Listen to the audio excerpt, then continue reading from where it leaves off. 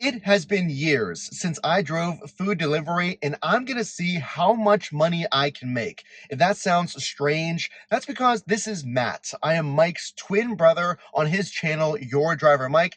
I'm gonna put things to the test. After years of not driving, I'm gonna pick up right where I left off and drive food delivery and see how much I can make. Let's go over all of the orders and all the details and see how well I did in today's video. So the first thing I thought after not driving food delivery for years was, has anything changed? Can you stop and then years later just pick it up right where you left off? Well, my experience was kind of surprising. Let's go over the first order. I was driving peak time right around 1 p.m. The whole map, just like I remembered it, was completely red. There was surge pricing. I picked up my first order. Now, it was a $6 order. This one only took 20 minutes. So I thought, you know what? This is a short trip. I'm gonna go ahead and take it. And then the challenges began. I was driving on Uber Eats, and at first I thought things are pretty busy.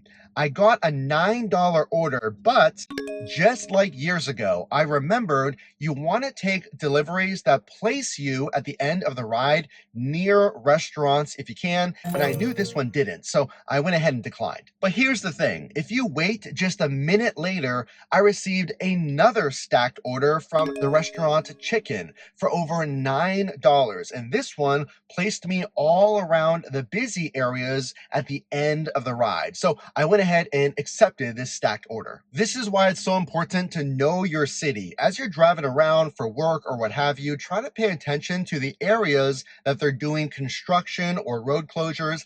And I knew there was a ton of construction in Oakland, which made parking a little difficult, but we made it work. Let's go ahead and hear the comments from my first order. So we just picked up delivery number one. Here's why it's so important to know your city.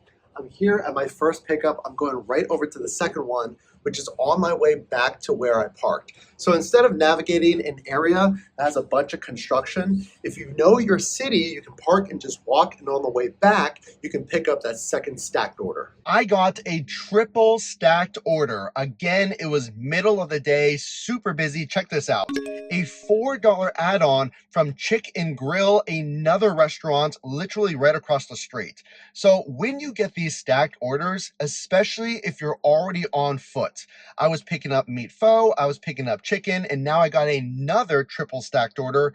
This one, pay attention to the ETA. It only said it would take me 8 minutes for an extra $4, so of course I took it. But the basics are the same. Decline orders that don't make you enough money, that take too long, that are not going to give you the average dollar per mile that you're looking for. A 16-minute offer for $3 and a 15-minute offer for $4 from Rose Tea is just not going to cut it. I declined those offers. Now I had no orders. I dropped off everything and I was just looking for something that was going to make me money. My goal was over $20 an hour. At the end of the video, we're going to run everything through Mike's new app that's meant to help you when you're on the road, ShiftMate. My next order, a $9+ order from Green Pepper. So this one took 25 minutes, so that's not too bad. For $9, again, the goal is over 20 in an hour.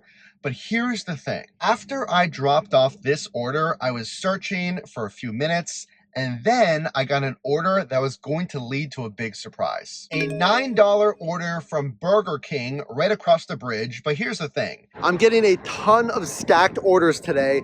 Demand is absolutely through the roof. So I just dropped off a stacked order here in Oakland, and the next one is at a Burger King. So this one traditionally has slower service, but I know that the parking is good. So I'm gonna go ahead and take it down on the south side, and also I know it's gonna bring me right back to all of the restaurants here in Oakland where all the students are. So let's go ahead and pick it up. So again, this is why it's so important to know your city. Here we are, a curveball, a road closure. So now I'm stuck in traffic. It would have been a super easy trip just to go across the bridge on the map, make a U-turn and go right back. But now I'm not really sure how much time I'm going to be here. So the bridge looks clear. I think as soon as I pass this intersection, I'll be good. But as you drive, you'll learn how to go around areas of long-term construction. Just where I came from, there were multiple roads closed. But Thankfully, I was able to get through those fast because they were side roads, but you gotta watch out for some of this more major construction. So let's see how long this delays me. I remembered from years ago that this Burger King was sometimes slow, but I went ahead and took it. But I'm glad I took it. Check this out. Saved by the stacked order. Check this out. I got a stacked order at Burger King. So now 2 orders at Burger King. We're almost there. I actually made it right through construction. Slight delay, but saved an extra $6+ from another Burger King order. Of course, unless the destination of the customer is really far away, this one is in the same vicinity. I'm going right back to Oakland. You're 100% taking that order. If it's a stacked order at the same restaurant, you're already there. It's a no-brainer. Even if it's probably $5 to $6, I would 100% take it, as long as the customer is close, which they were. A huge surprised stacked order from Burger King saved me. I made even more money with a $6.76 stacked order. Now this is perfect because you're already at the restaurant. You almost always want to take these stacked orders unless it's going to send you well across the city for your delivery. And a way to assess that is look at the ETA. How long is it going to take you? And if it's a fairly short ride and you're already at the restaurant, take those stacked orders every time. I finished the day with a very easy Panera Bread order for about $8. Now the wild card is I forgot how much the tips really factor in to your earnings. So Mike has a lot of great suggestions on his website, Your Driver Mike, for tips on maximizing your tips. And I got a $15 tip, and I also got a $1 to $2 tip. So it really depends on what that person, that customer is feeling like tipping. But if you have and follow best practices to get the most tips, you could see some really big earnings. Did you notice anything about this shift? I drove 2 hours and 22 minutes roughly, and the results, let's run the numbers through Mike's new gig app, ShiftMate. I made over $25 an hour, a very solid day on the road, but did you notice something? This day had a lot of stacked orders. And when you drive during those popular times of day, so I drove from around 1 to 3 p.m., you drive around sports games, students arriving for universities and such. When you drive during those busy times, you can really maximize not only your earnings, but those stacked orders where you're driving less and you're earning more dollars per mile on the road. Here's some advice, some takeaways from my shift. Number one, get to know your city. So even if you're a new driver, just pay attention to areas that have construction or areas with road closures. I experienced both on this shift, which can delay you, especially if you have to loop around the block to find parking. So don't worry about parking and then walking a little bit if you have to.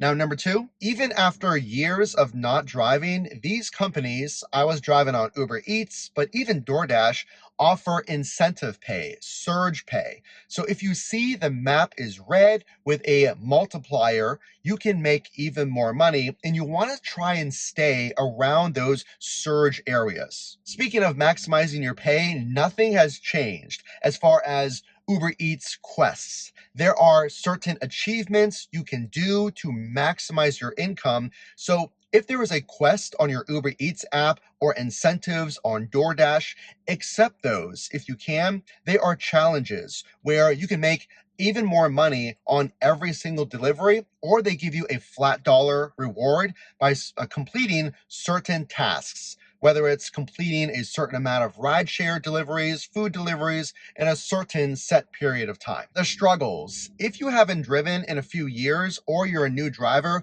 you're likely going to have to go through some type of re-authentication process. So what I had to do is I simply had to update my insurance, my car registration on the app. So if you're a previous driver or you're a new driver, these are normal things to get active on their system. That'll take you maybe 1 to 2 days in my experience. So if you're trying to drive right away, just know that almost always, if you scan those documents, it's going to take a little bit of time for the platform to approve you once again. So let's run the numbers through ShiftMate and see how I did. So just over 2 hours on the road, I made over $26 per hour. So that was pretty good. Overall, very happy with the day, and I was very busy, so I had a lot of options, but those are some numbers for you to consider. A great shift on Mike's channel. I look forward to making even more videos for rideshare, food delivery, and other gig economy apps. Again, my name is Matt. I am Mike's twin brother on his channel, Your Driver Mike. Make sure to drop a like and subscribe, and we will see you in the next video.